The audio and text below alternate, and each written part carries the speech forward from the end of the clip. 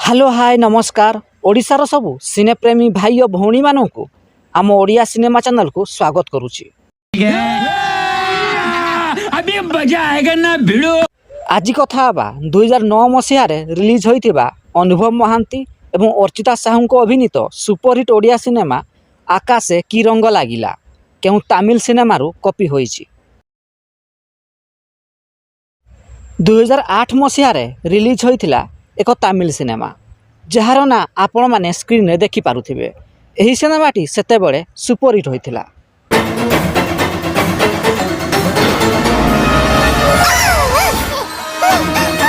एहार मात्र गोटे वर्ष परे अर्थात 2009 मसीह प्रोड्यूसर सीताराम अग्रवाल एवं नमिता अग्रवाल मिसी तैयारी करथिले ओडिया सिनेमा आकाशे की रंग लागिला। एही सिनेमार निर्देशना देइथिले एसके मुरलीधरन एवं संगीत निर्देशना देइथिले विकास दास। एही सिनेमार मुख्य भूमिका रे अनुभव महांती अर्चिता साहू अभिनय करथिले। एही सिनेमाटी सेते बळे सुपरहिट होइथिला।